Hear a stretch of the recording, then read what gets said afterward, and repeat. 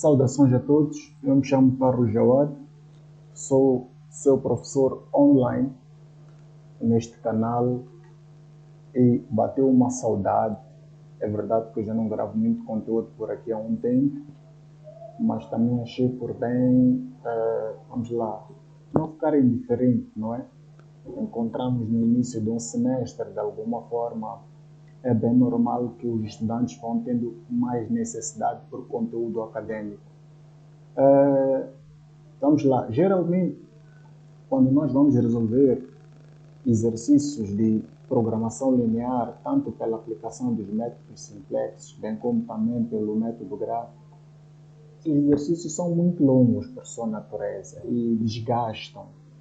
E às vezes o procedimento é tão linear, muitas das vezes, que de alguma forma já vai perdendo algum certo interesse.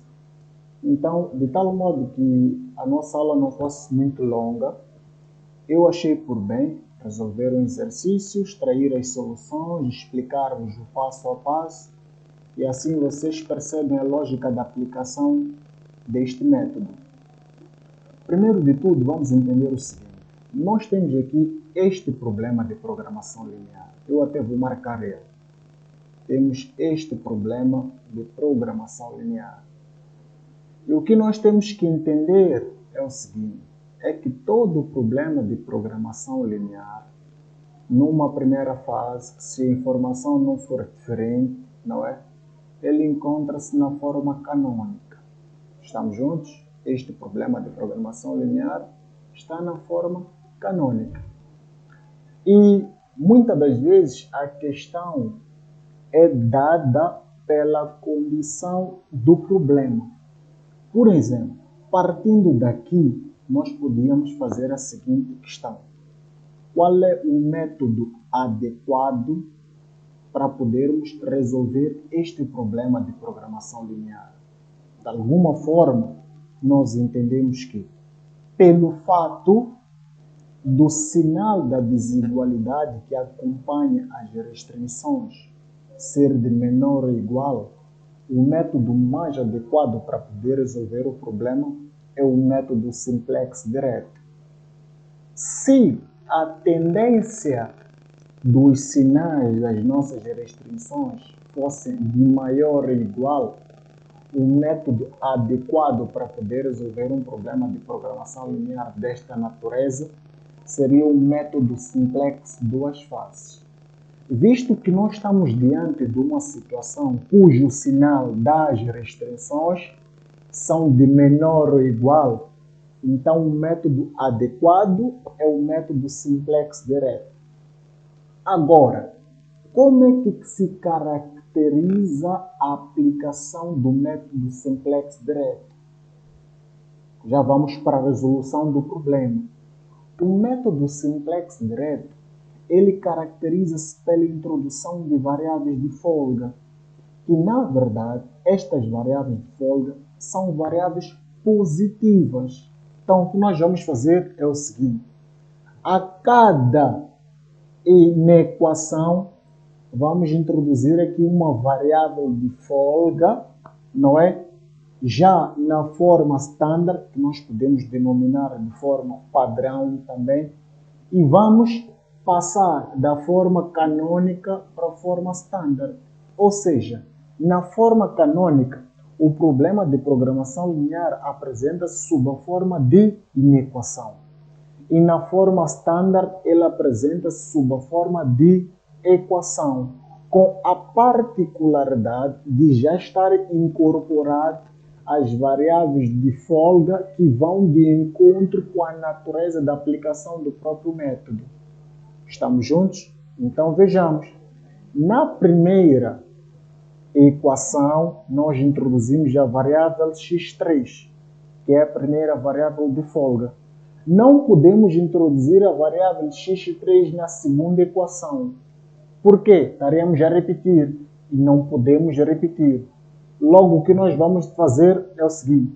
Vamos introduzir uma variável de folga, que no caso concreto é x4, na segunda equação. E para complementar ambas, vamos introduzir aqui estes zeros e vamos igualar as nossas disponibilidades, que no caso concreto é 12 e 24. Estamos juntos? Perfeito. Feito isso, transitamos da forma canônica para a forma standard. Olha aqui, se nós tivéssemos uma outra inequação aqui, automaticamente teríamos que gerar mais uma outra variável de folga, que no caso concreto seria uma x5. Não havendo, mantemos apenas x3 e x4. Feito isso, nós vamos para a nossa tabela inicial. Na tabela inicial, o que nós vamos fazer? Vamos arrolar aqui os valores, não é? Arrolamos aqui os valores que compõem a posição de cada um dos coeficientes na forma padrão. Vejam, temos 3, 2, 1, 0, 12. 3, 2, 1, 0, 12. Assim sucessivamente. Agora, uma questão pontual que se faz aqui é a seguinte. Como é que eu identifico as variáveis que vêm para a minha base? Como? É muito simples. As variáveis que vêm para a base, na verdade, são variáveis cuja sua apresentação expressam uma matriz identidade. E qual é a característica de uma matriz de identidade? É aquela matriz que nós temos 1, por baixo temos zeros, assim sucessivamente. No caso concreto, esta matriz de identidade é uma matriz do tipo 2 por 2. 2 colunas, 2 linhas. E quais são as variáveis associadas a esta matriz de identidade? São as variáveis x3, x4. Por isso é que as variáveis x3 e x4 vão para a nossa base na tabela inicial. Relativamente aos valores da linha do z, qual é o nosso procedimento? Os valores da linha do z, eles entram com sinais contrários e são coeficientes da nossa função objetiva. Então, veja só, nós vamos ter aqui menos 3 e vamos ter aqui menos 4. São sinais contrários aos valores que nós temos nos coeficientes da função objetiva. Aqui, por sua vez, vem 0, 0. De onde é que surgem estes dois zeros? São pelo fato de nós termos incorporado variáveis de folga x3 e x4. Perceba que o nosso modelo de programação linear não tem mais duas variáveis conforme ele começou, mas passa a ter 4 variáveis. Então, vamos complementar estas variáveis, faço-me entender, na função objetiva, também na forma standard. Estamos juntos? Perfeito. De seguida, o que nós vamos fazer? Começamos a resolver. E qual é a ideia? A ideia é a seguinte. O problema de programação linear, pela aplicação do método simplex direto, ele só termina quando os valores da minha linha do z, eu até vou destacar, sejam positivos ou iguais a 0. Faço-me entender? Só quando eu encontro esta condição, que de alguma forma vou encontrar em tabelas posteriores, é que nós concluímos que sim, já temos a solução ótima do nosso problema matemático de programação linear. Faço-me entender? Certo. Assim sendo, o que nós vamos fazer? Precisamos de avançar com o processo de resolução, partindo desta tabela inicial.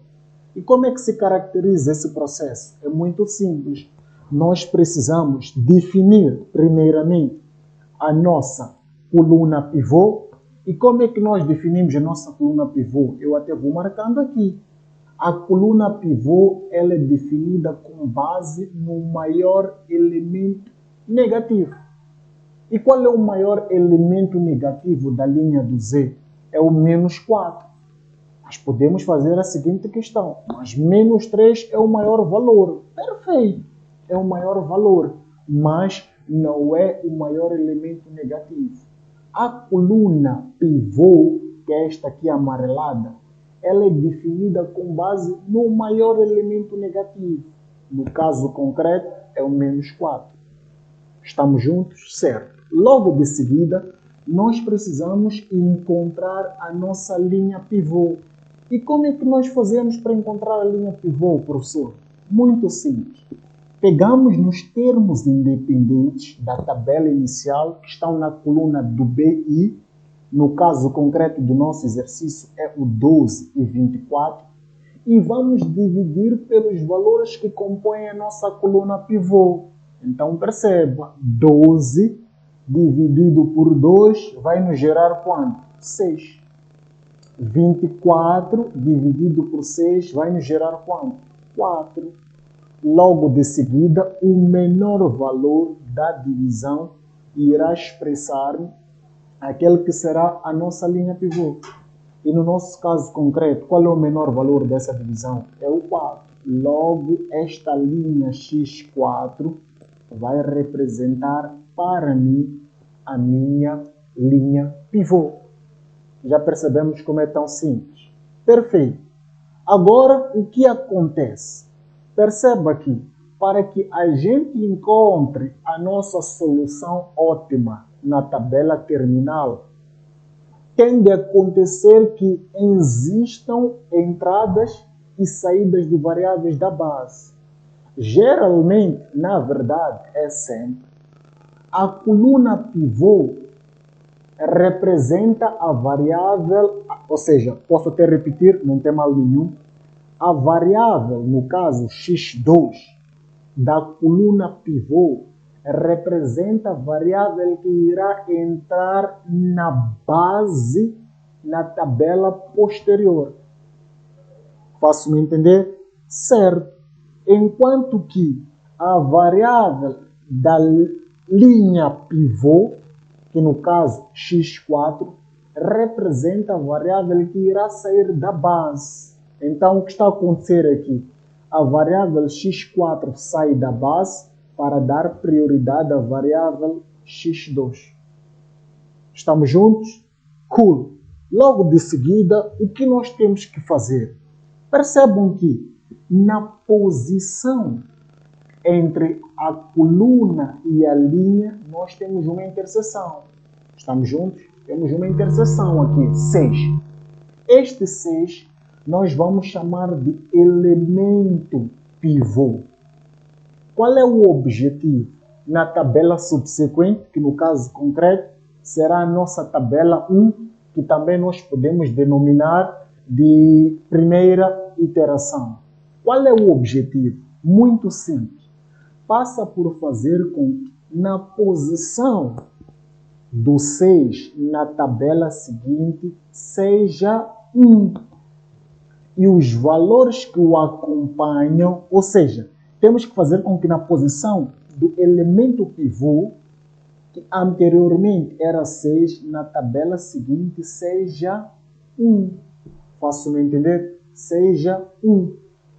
E os valores que o acompanham, por sua vez, sejam zeros. Faço-me entender? Sejam 0. 0 aqui, 0 aqui.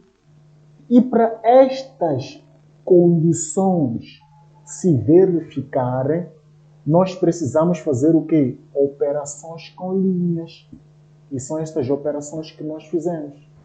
Agora, uma questão bastante interessante que se pode levantar aqui é a seguinte: mas, professor, qual é o procedimento, qual é o ponto de partida para nós começarmos a definir as nossas linhas? Simples. A primeira linha que deve ser definida é a linha representativa do elemento pivô. Faço-me entender? Isto é a linha principal. Qual é a linha principal? A linha principal é a linha do elemento pivô, que é onde nós temos 1 aqui. Logo, percebo, L2 nova será igual ao quê? A L2 antiga dividido por 6. Na verdade, este primeiro L2 teria que ter um plica, não é? Um traço ali por cima, para podermos diferenciar as linhas. Mas tudo bem, percebe-se.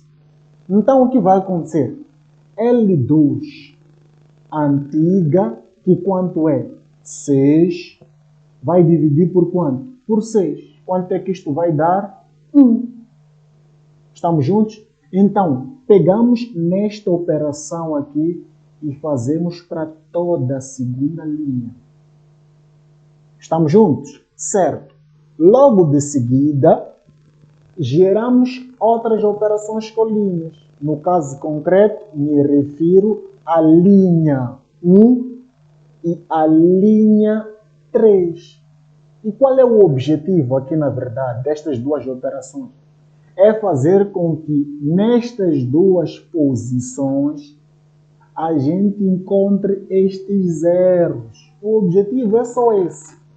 Logo, o que vai acontecer? O que vai suceder em toda esta linha vai ser consequência da aplicação desta operação. Porque esta operação tem que ser válida para toda esta primeira linha e esta operação 3 tem que ser válida também para toda esta terceira linha. É o que nos permite gerar estes resultados. E entendam que nós temos aqui resultados com números decimais. Está errado? Não está. Particularmente tenho preferência por trabalhar com números fracionários ou números inteiros, não é? Porque o que sucede muitas das vezes? Quando nós temos resultados com muitas décimas, a tendência normal dos estudantes é fazer o arredondamento. E fazendo o arredondamento, de alguma maneira, nós vamos eliminando alguns dados que concorrem significativamente para que a gente encontre a nossa solução ótima. Então, é mais prático, para evitarmos eliminar alguns valores pelo arredondamento, usarmos frações ou números inteiros. Estamos juntos? Perfeito. Vamos para a nossa tabela 2. Por que avançamos para a nossa tabela 2, professor? Muito simples. Porque na tabela 1 nós não alcançamos o nosso objetivo, que consistia em fazer com que os valores desta linha do Z, estes valores concretamente, fossem todos eles positivos ou iguais a zero. Continuamos a entender que, não é, tem um número aqui, que é este aqui, particularmente, que ainda é um número que ainda é um número negativo. Então, sendo este um número negativo, ainda não encontramos a solução pela aplicação do método simplex direto. Qual é o próximo passo? Aquele que eu expliquei anteriormente. Definir a coluna pivô, que é feita com base no maior elemento negativo.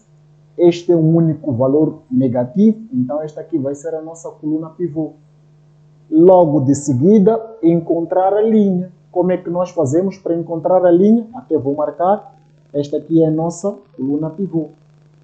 Logo de seguida, encontrar a linha pivô. Como é que nós fazemos para encontrar a linha pivô? Já expliquei. Pegar o termo independente, dividir pelo valor da posição, não é, gerada, no caso concreto, 1.66667. Ou seja, pegar este termo independente, dividir pelo valor que compõe a nossa coluna pivô. Então, 4 dividido por este valor vai dar 2,4, conforme podem ver na operação aqui na fórmula, não é? Idem para aqui. Como é que nós encontramos este resultado? Pegamos 4, dividimos também por este, porque compõe a coluna pivô e gerou-nos este resultado aqui. Qual é o menor valor da divisão? 2,4. Então, nesta tabela, não é? Vamos ter aqui uma nova linha pivô. Que no caso concreto, qual é a nossa linha pivô? É esta aqui. Posso-me entender? Esta aqui. Esta é a nossa nova linha pivô. Posso-me entender? Para não confundir, uma vez que até já havia explicado sobre a questão das outras, podemos colocar assim. Esta aqui posso marcar, dando a entender que é a nossa coluna pivô. Estamos juntos? Certo. Logo de seguida, qual é o objetivo? É fazer com que nesta posição, onde nós temos o quê? O nosso elemento pivô.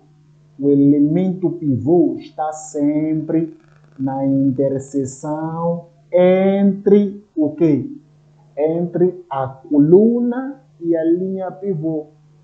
O objetivo passa por fazer com que nesta posição, na tabela seguinte, seja 1. E os valores que o acompanham, conforme havia explicado antes, sejam zeros.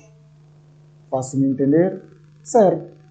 Logo, conforme também havia explicado, a variável representativa da coluna entra para a base. E a variável que expressa a linha pivô na tabela anterior sai da base. Daí que nós percebemos que na posição da variável x3, na tabela 2, vem x1 e mantemos a variável x2 e 0. Como é que nós vamos conseguir encontrar esta condição aqui, professor? Simples, operações com linhas. Faço-me entender? E uma dica boa, amigável, que eu posso dar aqui é a seguinte: não precisamos gerar. Vejam só, se tu pretendes anular este valor aqui, sem te esqueceres de evidenciar a linha principal, que é o mais importante, que é a linha do elemento pivô. Por isso é que percebe que tanto nesta, bem como nessa linha, nós temos esta multiplicação por L1. Quando temos valores nesta disposição, a dica é sempre usarmos o valor simétrico, é mais rápido e flexível. Perceba que aqui nós temos o que? 0.6667. Então, o que nós fizemos para anular? Usamos um sinal negativo. Usamos aqui um sinal negativo. Faço-me entender? Logo de seguida fizemos o quê? Menos este resultado aqui, que é o que nós temos aqui, multiplicado pela linha principal, que é do elemento pivô, que devemos evidenciar, mais a linha antiga, que é esta aqui. Vai nos gerar 0, bem como aqui também vai nos gerar 0. Faço-me entender? E pegamos nestas 3 operações com linhas e fazemos tanto para esta linha toda, bem como para esta e também para esta aqui. E qual é a conclusão que nós tiramos desta aplicação? Nós percebemos que isto vai ser consequência que os valores da nossa linha do Z são valores agora positivos ou iguais a 0. Faço-me entender? São valores positivos ou iguais a 0. Logo, quando nós encontramos nesta linha valores positivos ou iguais a 0, pressupõe-se que já encontramos a solução do nosso modelo matemático de programação linear pela aplicação do método simplex direto. Este resultado aqui acaba sendo a nossa solução ótima. Faço-me entender? Este aqui representa para nós a nossa solução ótima, que também é consequência desta operação com linha. Estamos juntos? Logo, o que nós vamos fazer? Vamos retirar as soluções. Se já encontramos a solução, então é uma solução final. Aqui nós vamos dizer solução básica final. Por que solução básica final? Porque é uma solução que se encontra na base. É x1 igual a 2,4. x2 igual a 2,4. É o que nós temos aqui. Logo, se esta é uma solução básica final, porque se encontra na base, logo tudo aquilo que não estiver na base, nós vamos considerar como sendo solução não básica. E quais são as variáveis que não estão na base? As variáveis que não estão na base são as variáveis x3 e x4. E é o que nós temos aqui, x3 e x4. Não estando na base, ambas são iguais a 0. Logo de seguida, professor, dá para fazer uma prova para certificar de que efetivamente o meu resultado está correto? Dá, sem problema nenhum. O que nós vamos fazer? Vamos pegar a tendência da nossa função objetiva, não é? Na forma standard, que é essa que nós temos aqui, vamos passar para aqui, num canto da nossa folha ou do nosso rascunho. Vamos colocar aqui. E o que nós vamos fazer? Percebam, aqui nós temos 3x1 mais 4x2 mais 0x3 mais 0x4. No lugar da posição de x1, x2, x3, x4, vamos substituir por estes valores que nós encontramos aqui nas soluções. Faço-me entender? E fazendo esta substituição, vão perceber que nós encontramos este resultado aqui. Na verdade, conforme podem ver também aqui na fórmula, nós estamos a dizer o quê? 3 vezes 2.4 mais 4 vezes 2.4 mais 0 vezes 0 mais 0 vezes 0. E o resultado disso nos dá 16,8. Faço-me entender? Dá-nos 16,8. Que de alguma forma é o resultado que nós temos aqui. Se nós tivermos que arredondar este nosso resultado a uma casa decimal. Faço-me entender? Então, conforme podem ver, este é um exercício muito simples. Muito simples. Mas agora, é preciso entender que não dá para resolver isto com os olhos. É importante praticar, não é? E eu estou aqui aberto, também vou deixar ficar o meu contato para esclarecer as dúvidas pontuais que possam surgir, não é? E quero acreditar que colocando isso em prática, exercitando por sucessivas vezes, vamos ter um melhor desempenho e uma melhor compreensão sobre a aplicação deste mesmo método. Então, espero que tenham percebido. Se gostou da aula, deixa ficar o seu gosto, subscreva-se no nosso canal e fique ao par de todas as nossas novidades. Grato pela sua atenção. Até uma próxima videoaula.